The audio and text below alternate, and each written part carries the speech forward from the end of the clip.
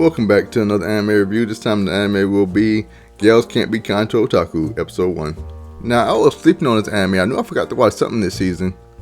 Yeah, episode 1 was very enjoyable to me, and I can't wait to watch more of this. I might just do the next episode tomorrow. Now, this anime, it's kind of hard to pick a favorite main character, because both of the girls in this show is actually enjoyable in their own way. So it's kind of hard to pick which one you like more, or at least it is for me anyway. So the first girl is Ijichi, and she's a airhead, and she's kind of like a loyal friend where she doesn't really judge people too much about their hobbies. The next girl is Amane, and she's like more of the aloof type of girl. She's more like the cool type of a gal. And then you have Seo, the main character, but since everybody calls him Otaku, I'll just call him Otaku too, until like the show starts calling his actual name. So the first episode begins with the Otaku guy looking at a eraser that he got from like an anime. Well, it's not, he didn't get it from anime. It's like an anime type of eraser with like an anime art on it. And it's like his favorite show. It's like a really little girl show. It kind of reminded me of Madoka Magica, the way he was explaining it. But anyway, he likes the show. And Ichiji, she didn't have her eraser today, so she takes this eraser out of his hands. And he's so busy daydreaming, he doesn't even know that she takes it from him. So Amane is talking about why it's all important and all that, and what's a special eraser. And Ijichi asks about like, could he explain the episode or could he explain the show? And Amane, she actually steps in for him and actually talks about it first, and then she said like, oh, her little sister likes the show.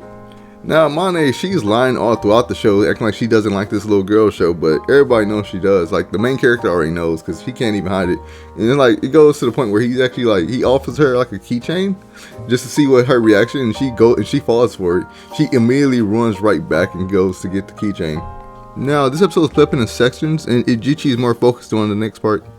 So Ijichi forgot her eraser again. She snatches the Otaku's eraser, and they get to talking, and she's like, oh, do you got Instagram? But they call it something else, but I'm like, what's Instagram? Anyway, so she like, oh, do you got Instagram? He says yes. She takes his phone and starts going through it and all that.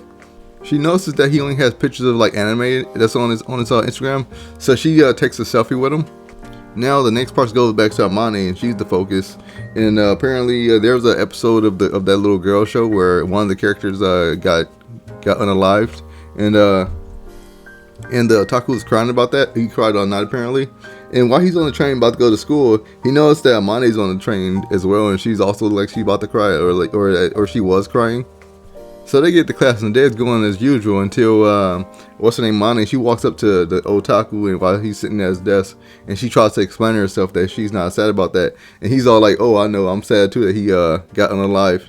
And then she says, yeah, I know, I'm the same way. And she's like, I forgot what she says, but whatever she says makes Ijichi think that they're going out. Now, while the otaku's going to the store to pick up some figure from his favorite anime, he bumps into some guy. They didn't really say much about this guy, but I guess he's gonna be important later on. So while he's at the store, he runs into the two girls, and they're about to buy a figurine as well. And what's her name? Amane is already holding one, and he's about to leave. Say like he's about to come back later and buy one by himself in secret. But then they both stop him, and they say, oh, let's all buy one together, because they can swap them. Yeah, somebody else got the one they want. At the end of the episode, apparently the girls decided to go to his room to check out his drawings, and that's the way the episode ended. I don't really know where it's going after that, but it seems like they're gonna have like a closer relationship than I thought.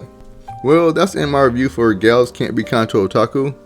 If you liked or disliked this episode, leave a comment.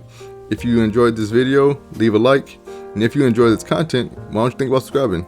Alright, that's all. Take care.